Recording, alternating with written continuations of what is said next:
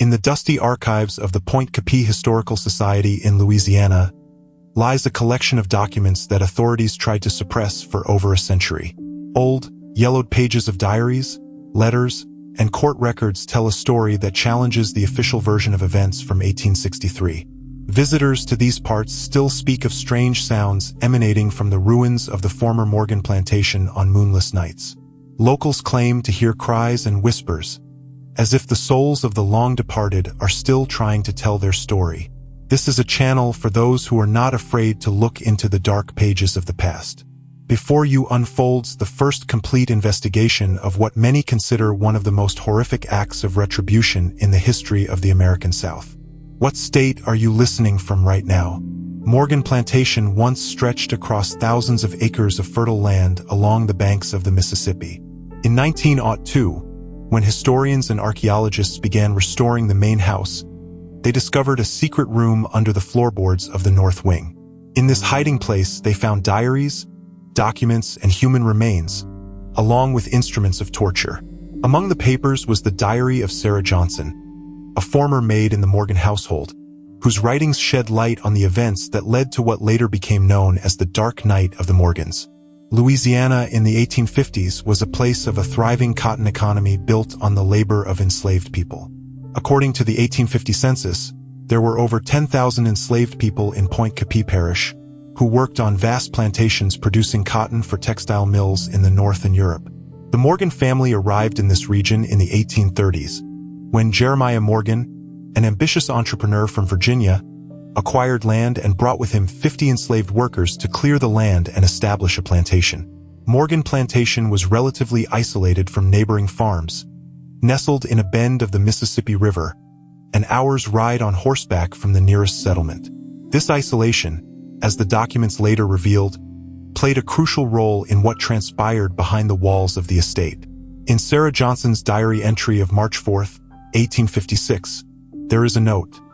Master Jeremiah passed away from a fever today. His sons returned from New Orleans for the funeral. All three look determined to take control of the plantation. The enslaved people fear change, especially the arrival of Richard, whose cruelty is rumored. After the death of Jeremiah Morgan in 1856, management of the plantation passed to his three sons. Richard, Thomas, and James Morgan returned to Louisiana from New Orleans, where they had spent several years living a dissolute lifestyle. According to business records found in the New Orleans archives, the brothers had accumulated significant debts due to gambling and extravagance. The plantation, generating approximately $75,000 in annual income, was supposed to be their financial salvation. The weather on the day of their arrival, according to eyewitnesses, was ominous. The sky was covered with heavy storm clouds, and the air was so humid and stifling that it was difficult to breathe. One of the witnesses, Marcus Wilson, the manager of a neighboring plantation, wrote in his diary, "Today I met the Morgan brothers at the pier. Their faces are stern, and their eyes are as cold as ice. As their boat docked, a gust of wind swept across the river with such force that it knocked hats off the heads of those greeting them. It seemed to me as if nature itself was warning of impending doom." From Sarah's diary, we learn that changes were not long in coming. On April 10, 1856, the brothers brought with them two new overseers from New Orleans, Mr. Holt and Mr. Price. Both have a reputation as people who can extract the maximum amount of work from the enslaved. Today, Mr. Richard announced that cotton production must double by next season. In the evening, I heard weeping from the cabins. Thomas Holt and James Price were known in New Orleans as men specializing in managing problem plantations. In a letter from Richard Morgan to his business partner, discovered among the documents, he writes, "We have hired men who know how to deal with the unruly. Last year's harvest, 800 bales of cotton, is ridiculously small for land of this quality. Holt assures me that we can get 1,500 bales if we properly motivate the workforce." Conditions on the Morgan plantation deteriorated sharply within a few months after the brothers' arrival. The workday, which under Jeremiah had lasted from dawn to dusk with breaks, was extended to 18 hours without sufficient rest. According to the medical records of Dr. William Harris, who occasionally visited the plantation, Cases of physical exhaustion and injuries among the enslaved increased by 300% by the end of 1856. One of the most disturbing aspects of the new regime, revealed in the documents, concerned the separation of families. A letter from Richard Morgan to a slave trader in New Orleans, from January 1857, states, "I am sending 5 healthy men for sale. They are showing signs of insubordination. In return, I only need women of childbearing age. An investment in the future." Sarah Johnson recorded the enslaved community's reaction to these separations. On February 3, 1857, today Joseph, Samuel, Isaac, Benjamin, and David were taken away. Their wives and children wept so much that I thought their hearts would break. Mr. Richard ordered the overseers to whip anyone who showed excessive emotion. Daniel, Joseph's wife, received 15 lashes for falling to her knees, begging them not to take her husband. Particularly cruel among the brothers was Richard Morgan. Tall, with piercing blue eyes and lips perpetually pressed into a thin line, he inspired fear by his mere presence. Unlike his father, who sometimes showed leniency, Richard regarded any form of disobedience as a personal insult demanding immediate and severe punishment. From the diary of Overseer Holt, found among the documents, March 20, 1857. Today, Mr. Richard conducted a demonstration punishment. An enslaved man named Marcus was accused of stealing food from the storehouse. Mr. Richard personally administered 50 lashes with the whip, then ordered everyone else to pass by and look at the result.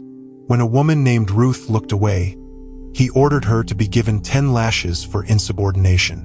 Thomas Morgan, the middle of the brothers, had a penchant for pseudoscientific experiments. Educated at a medical college, but failing to obtain a degree due to his fascination with dubious theories, he used enslaved people to test his hypotheses. Among the documents found was his personal experiment log containing cold, clinical records of studies on endurance and pain thresholds in various subjects. In one entry from July 1857, Thomas writes, Subject 12, a male approximately 30 years old of strong build. The sleep deprivation experiment is continuing for the 4th day. The subject is showing signs of hallucination and disorientation. It is interesting to note that physical strength is maintained despite mental derangement. Tomorrow, we will increase the workload to test the limits. The younger brother, James Morgan, was known for his unpredictability. Unlike Richard's methodical cruelty and Thomas's perverse curiosity, James displayed sadistic tendencies spontaneously and often under the influence of alcohol. Sarah Johnson writes, September 12, 1857. Mr. James returned from town in a state of intoxication. He ordered 5 young women to come to the house for entertainment. In the morning, I saw them returning. They moved like shadows with empty eyes. One of them, Lydia, later attempted to take her own life, cutting her wrists with a shard of glass. Overseers Holt and Price were perfect executors of the brothers' will. Holt, a former military man, brought rigid discipline and a system of punishments based on military methods. Price, a gaunt man with a nervous tic and a perpetual smirk, had a reputation as someone who enjoyed inflicting pain. Together, they created an atmosphere of constant fear and surveillance. A letter from a neighbor who visited the plantation in 1857, discovered among the documents, testifies to the changes. Dear Elizabeth, I barely recognized the Morgan plantation. The faces of the slaves bear the marks of deep suffering and fear. Many look exhausted to the extreme, but work with feverish intensity under the constant supervision of overseers with whips. The brothers boasted to me about the increase in cotton production, but I left with a heavy heart, wondering about the cost of this success. What happened next would become a turning point in the history of the Morgan plantation. In April of 1859, Richard Morgan acquired a group of new enslaved people, including a man named Solomon. Unlike others, Solomon arrived with an unusual past. According to documents found in the hiding place, he was an educated man who had previously belonged to a French family in New Orleans and could read and write in several languages. He was sold after the death of his former master, and that's how he ended up on the Morgan plantation. From Sarah Johnson's records, May 10, 1859. The new enslaved man, Solomon, is different from the others. He carries himself with quiet dignity, and in his eyes, I see not only suffering, but also a sharp intellect. Others are beginning to gravitate towards him, seeking advice and comfort. Mr. Holt has already marked him as a potential problem and ordered him to be given the hardest work. Solomon quickly became a spiritual and intellectual leader among the enslaved. Secretly, at night, he taught others to read and write, using scraps of newspapers and books that he found or that Sarah secretly passed to him. More importantly, he began to document the crimes of the Morgan brothers, creating a detailed chronicle of cruelty and injustice. In one such document, written in Solomon's hand and found in the hiding place, we read, "Over the past 6 months, 23 people have died from abuse, starvation, or disease. Their bodies were buried unmarked in the swampy ground behind the north field. The masters report to the authorities that losses amount to only 5 people from natural causes. We must preserve the truth for the future." The situation on the plantation continued to deteriorate. In late 1859, the Morgan brothers, facing growing debts due to their extravagant lifestyle, decided to further increase cotton production. Food rations were cut, the workday was extended, and punishments became even more severe. In her diary entry of January 3, 1860, Sarah Johnson writes, "Today, I saw a young woman named Grace collapse in the field from exhaustion. Mr. Price ordered her to get up, and when she couldn't, he began to whip her. When she lost consciousness, he ordered her to be doused with water and left in the sun as a warning to others. By evening, she had died from her injuries and exposure to the sun. In the records, her death will be noted as fever." Solomon continued his clandestine activities, documenting every instance of cruelty and every death. He also began to form a network of trusted individuals among the enslaved, creating a system of secret communication and support. In his records from July 1860, there is mention of a Council of 12, a group of leaders among the enslaved who began discussing the possibilities of resistance. The catalyst for what would happen later was an event that occurred in March 1861. Thomas Morgan, continuing his experiments, chose a pregnant woman named Chloe to test his theory about the limits of maternal endurance. According to Thomas's records, he wanted to determine how physical stress during pregnancy affects labor productivity and the health of future workers. Sarah Johnson, who witnessed this experiment, writes with obvious horror, March 17, 1861, "I cannot describe in words what Mr. Thomas did to poor Chloe. He forced her to work under the scorching sun, carry heavy loads, and then subjected her to various tests, which he recorded in his log. When she went into premature labor, he refused to provide assistance, stating that it was part of the experiment, and both the child and the mother died by morning. I heard him dictating to Holt for the record. Subject 27 and fetus did not withstand experimental conditions. It is necessary to adjust the parameters for future studies." The death of Chloe and her unborn child became a turning point. That night, according to Solomon's records, the Council of 12 met and made a decision. "We can no longer tolerate these crimes against our brothers and sisters, against humanity itself. We must act, not for revenge, but for justice, to protect those who remain and in memory of those we have lost." What was remarkable about the subsequent events was the methodical nature and thoroughness of the planning. Instead of an immediate revolt, Solomon and the council developed a detailed plan that required almost 2 years of preparation. They created secret caches of weapons, developed signaling systems, and established contacts with enslaved people on neighboring plantations to coordinate actions. Especially important was the role of Sarah Johnson, who, being a free white woman working in the house, had access to information and resources. In her diary, she justifies her participation on April 20th, 1861. "I can no longer witness these atrocities without becoming an accomplice. My mother taught me that all people are created equal before God. What is happening here offends both human and divine laws. I will help Solomon and the others. If it is a sin, I am ready to answer for it before the Creator." Throughout 1861 and 1862, the enslaved people on the Morgan plantation created an appearance of submissiveness while preparing for action. They studied the schedules of the brothers and overseers, noted the times when security was minimal, and even found a way to access weapons hidden in the house. Solomon, whose records are the most detailed source of information about the planning, writes, December 12, 1862. Our preparations are almost complete. We have designated the night of March 15th as the time for action. It is the anniversary of the death of Chloe, and the Morgan brothers will be hosting their annual reception for neighboring planters. The house will be full of guests, which will create a distraction. We have divided ourselves into 5 groups, each with a specific task. Isaac's group will secure access to the armory. Rachel's group will create a diversion at the main gates. Jacob's group will be responsible for neutralizing the guards. Hannah's group will ensure safe passage for the children and elders. My group will take care of the main task. However, events unfolded earlier than planned. On March 3, 1863, James Morgan, while intoxicated, discovered one of Solomon's secret records, according to Sarah's diary. March 3, 1863, disaster. Mr. James found a page with Solomon's records, which he had accidentally dropped in the barn. He ordered all the enslaved to gather in the yard and demanded a confession.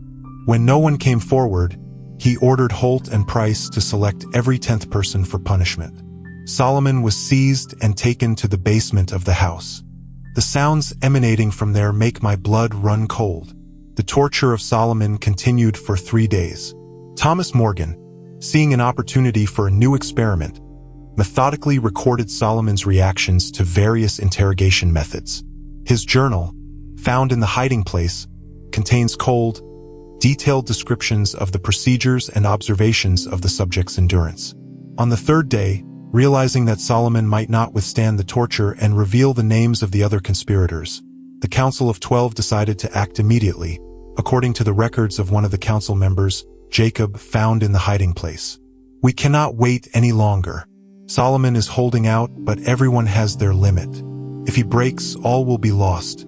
We must act tonight, although our plan is not fully ready. God is with us, for our cause is just. On the evening of March 6, 1863, as the Morgan brothers and overseers gathered in the main house for dinner, what later became known as the Dark Night of the Morgans began. The events of that night have been reconstructed from various sources, including records of council members, Sarah Johnson's diary, and subsequent testimonies of survivors. The first part of the plan was to free Solomon from the basement. A group of 3 people, led by Isaac, infiltrated the house through the kitchen entrance using keys provided by Sarah. They found Solomon barely alive with numerous wounds from torture. Despite his condition, he insisted on joining the action, stating, "I must see justice done with my own eyes." At the same time, other groups took up positions around the house. One group blocked the doors and windows so that no one could escape. Another group neutralized the guards using the element of surprise and numerical superiority. What happened inside the house was carefully documented in the records found in the hiding place. The Morgan brothers and overseers were captured and taken to the basement, the very place where Solomon and many others had been tortured. There, an improvised tribunal was organized, at which Solomon, despite his wounds, acted as the prosecutor. Jacob's records state, Solomon spoke with dignity, listing the crimes of the brothers against our people. He named those who had died at their hands, described the suffering of mothers separated from children, husbands separated from wives. The brothers were initially defiant, then frightened, then pleading. Holt tried to maintain a military composure, but Price broke down and began to reveal even more horrific details of their crimes, hoping to save his life.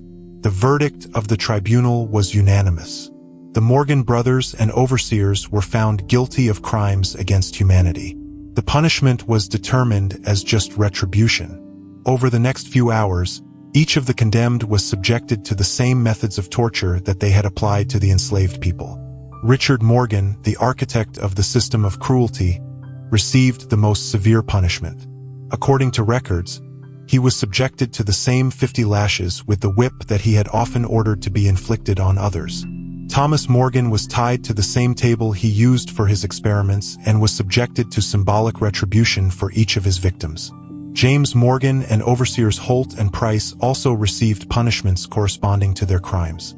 After the completion of what the enslaved considered an act of justice, they proceeded to the second part of the plan. All documents attesting to the crimes of the brothers, including Sarah's diary, Solomon's records, and those of other council members, as well as Thomas's experiment log, were collected and placed in a hiding place under the floor in the north wing of the house. Solomon, whose strength was rapidly fading from the wounds he had received during torture, gave a final speech to those assembled. According to Sarah's testimony, he spoke with such calmness and wisdom that it seemed as if the voice of history was speaking through him. What we have done today will be called a crime by those who write the laws. But before the face of the highest law, the law of humanity and justice, we have acted rightly. We have defended not only ourselves, but also the principle that every person has the right to life and dignity. Let our actions be judged not by today, but by the future, when all people will be recognized as equal. After that, the enslaved split into groups. Most headed north, hoping to reach the Union lines and freedom. Some, including the mortally wounded Solomon, decided to stay, knowing they could not endure the journey. Sarah Johnson, fearing persecution for her role in the events, traveled to New Orleans under a new name. The official response of the authorities was swift and brutal. When the news of the deaths of the Morgan brothers and overseers reached the nearest town, a search party was organized. They discovered the bodies and immediately began hunting for the fugitives. In the official report of the sheriff of Point Capee Parish, found in the archives, the events are described as follows. On March 7, 1863, a violent riot occurred on the Morgan plantation for no apparent reason.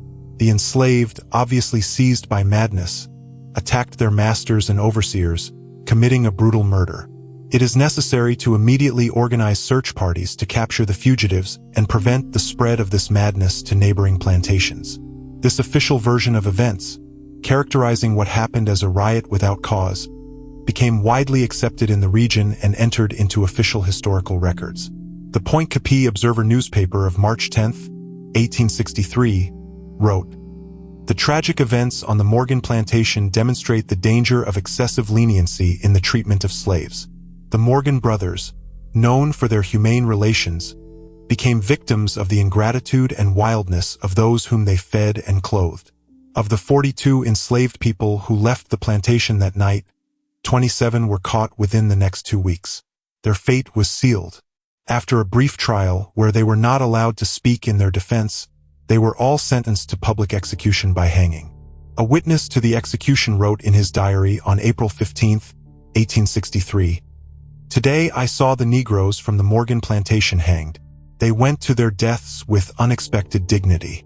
Some even sang spiritual hymns. The last words of their leader, a tall man named Isaac, were, 'The truth is buried, but not forever. One day it will rise from the earth and speak.' 15 enslaved people, including several children, successfully reached territory controlled by Union troops. Among them was Rachel, a member of the Council of 12, who later dictated her memoirs to abolitionist Frederick Douglass. These memoirs, published anonymously in 1870 under the title Testimony of Freedom, contained a brief mention of the events on the Morgan plantation, but without specific details and for fear of persecution. Sarah Johnson lived to old age in New Orleans under the name Mary Wilson. Shortly before her death in 1901, she gave her diary and copies of Solomon's records, which she had preserved, to a young historian, Henry Parker, taking from him a promise that he would publish the truth when the time came. Solomon and those who remained with him on the plantation met their end with dignity. According to the last entry in his journal, found in the hiding place on March 8, 1863, "I hear the barking of dogs in the distance. They will come for us soon. My wounds are too severe for me to flee, and those who have remained with me have refused to leave me alone. We are not afraid of what is to come. We have acted according to our conscience and before the face of history. I am hiding these records together in the place we prepared. Perhaps one day they will be found and the truth will be known.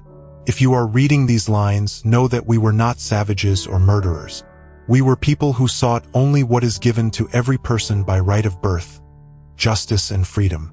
The remaining enslaved people, including Solomon, died in a shootout with the search party, preferring to fight to the end rather than be captured and subjected to public execution. After the events of March 1863, the Morgan plantation fell into decline. Without the brothers and most of the workforce, cotton production plummeted. The estate was sold for debts in 1865, shortly after the end of the Civil War, and the new owners divided the land into small parcels. The main house remained abandoned for decades, gradually decaying under the influence of time and the elements. Locals avoided it, claiming that they heard strange sounds and saw ghostly figures in the windows at night. These stories of the ghosts of the Morgan plantation became part of local folklore, passed down from generation to generation. In 1902, the Louisiana Historical Society acquired the ruins of the main house with the aim of restoring it as a historical monument. During preliminary archaeological work, workers discovered a hidden room under the floorboards of the north wing, containing a cache of documents and human remains. Among the materials found were Sarah Johnson's diary, the records of Solomon and other council members, Thomas Morgan's experiment log, as well as an instrument of torture with traces of blood. Archaeologists also discovered the remains of 5 individuals who, according to analysis, matched the descriptions of the Morgan brothers and the overseers. Henry Parker, the historian who had received Sarah's diary from her a year earlier, was invited to analyze the documents found. Comparing them with the materials he already had, he confirmed their authenticity and began work on a detailed study of the events of March 1863.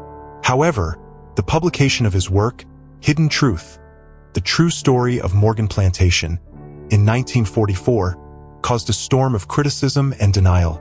Southern historians and newspapers accused Parker of falsifying documents and defaming the memory of a respected family of planters who had fallen victim to savage violence. Southern politicians demanded that the book be removed from libraries and bookstores. Under pressure from public opinion and threats of physical violence, Parker was forced to leave Louisiana and move north. His research was virtually forgotten for decades, preserved only in a few university libraries and private collections. It wasn't until the 1960s, during the Civil Rights Movement, that Parker's work was rediscovered by young historians seeking to revise the official narratives of slavery and resistance. James Williams, a history professor at Howard University, wrote in 1968, "The history of the Morgan plantation, as described in Parker's research and corroborated by archival documents, represents not just a tragic episode, but a symbol of the systematic resistance of enslaved people against an inhumane system. It is not a story of a senseless riot, as the official version claimed, but a carefully planned act of collective justice in response to years of extreme cruelty." Modern historical research has confirmed the authenticity of the documents found in the Morgan plantation's secret hiding place. DNA analysis conducted in 2010 established that the remains found in the secret room did indeed belong to the Morgan brothers and overseers, and the traces of torture on the bones matched the descriptions in the documents. Today, the ruins of the Morgan plantation are a national historical monument, attracting thousands of visitors annually. The museum located on the former plantation grounds presents the history of the events of March 1863, based on documents found in the hiding place, paying tribute to the memory of Solomon and other enslaved people who fought for justice and human dignity. At the center of the museum's exposition is a glass case containing the original diary of Sarah Johnson and Solomon's writings. Nearby hangs a large photograph of Henry Parker with a quote from the introduction to his book. "History is not always written by the victors. Sometimes it is buried deep underground, waiting for the moment when the world is ready to hear the truth." The events at the Morgan plantation were not a senseless act of violence, as the official version claimed. It was an act of justice committed by people who had been deprived of everything except their human dignity and their pursuit of justice. Specialists in the history of slavery note that the case of the Morgan plantation is exceptional, not only because of the scale and organization of the resistance, but also because of the preserved documents that give a voice to the enslaved themselves. Professor Angela Davis wrote in her study, Voices of Resistance, The records of Solomon and his companions represent a rare example of direct testimony from those whom the system tried to silence. They show not passive victims, but thinking, organized people with a deep understanding of justice and human dignity. As for the fate of the surviving participants in the events, researchers were able to trace the life of some of them. Rachel, after reaching Union Territory, later moved to Boston, where she worked as a teacher in a school for freed enslaved people. She lived a long life, dedicating it to education and preserving the memory of the past. Descendants of the enslaved people from the Morgan Plantation, many of whom today bear the surname Freedom, gather annually on the grounds of the former plantation on March 6th to honor the memory of their ancestors. Maria Freedom, the great-great-great-granddaughter of Isaac, said in a recent interview, "The history of our ancestors, their suffering, and their struggle for justice must be told completely, without softening or embellishment. Only by acknowledging the dark pages of the past can we build a more just future." The story of the Morgan Plantation continues to spark debate among historians and the public. Some see the actions of the enslaved as a justified act of self-defense and justice. Others emphasize the cruelty of the massacre of the Morgan brothers and overseers. However, most modern researchers agree that these events must be viewed in the context of the systematic violence and dehumanization characteristic of the institution of slavery. Dr. John Hopkins, director of the Center for the Study of the History of Slavery at Harvard University, notes, "The case of the Morgan Plantation shows how official history can distort or completely conceal significant events. Only thanks to the preserved documents and the persistence of researchers like Henry Parker can we restore these hidden pages of the past." In 2017, based on the story of the Morgan Plantation, a documentary film, Hidden Truth, was made, receiving several prestigious awards and drawing the attention of a wide audience to these events. The film's director, Amanda Johnson, commented, "Working on this project, I was struck not only by the cruelty of the slavery system, but also by the strength of spirit of those who found the courage to resist it. The story of Solomon and his companions makes us think about what we mean by justice and resistance to oppression." Historians continue to study the documents found in the Morgan Plantation's hiding place, finding new details and connections. In 2020, a group of researchers from the University of Louisiana discovered additional materials in the archives of New Orleans, shedding light on the financial machinations of the Morgan brothers and their connections with slave traders and politicians of that time. Professor Maria Rodriguez, who led the research, notes, "The new documents show that the cruelty of the Morgan brothers was not an exception, but part of a broader system where human lives were viewed solely as an economic resource. They also demonstrate how economic interests influenced the legal system and public opinion, allowing crimes to be hidden and history to be rewritten." Today, when you visit the former Morgan Plantation, tour guides lead you through the restored main house, showing the rooms where the brothers planned their cruelties, the basement where the recalcitrant were tortured, and the secret room where documents were found that changed the understanding of these events. Leave a comment with your theory about why the authorities hid the truth about what happened for so long. In the north wing of the house, where the hiding place was located, there is now a memorial with the names of all the enslaved people who lived and died on the Morgan Plantation. The central place is occupied by a quote from Solomon's last entry, "We acted in good conscience and before the face of history." The story of the Morgan Plantation does not end with the discovery of the hiding place in 1902 or the publication of Parker's research. It continues in our discussions about the past, in our attempts to understand the motives and actions of people in extreme circumstances, in our pursuit of justice and truth. What would you have done in the place of the enslaved people of the Morgan Plantation, faced with such cruelty and lawlessness? This channel is not for everyone, but for those who are ready to face the difficult truths of the past in order to better understand the present.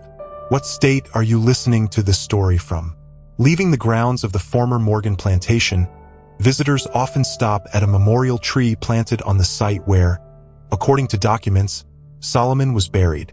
Next to the tree stands a simple stone slab with the words etched on it, "In memory of those who sought justice in a world of injustice, freedom in a world of slavery, and humanity in a world that denied their human dignity." Before we continue this disturbing story, Consider how often official history hides the voices of the oppressed and rewrites events from the perspective of power. The story of the Morgan Plantation reminds us of the importance of critically examining historical narratives and seeking out the hidden voices of the past. This is a lesson that is relevant not only to understanding the history of slavery, but also to understanding any historical events and processes.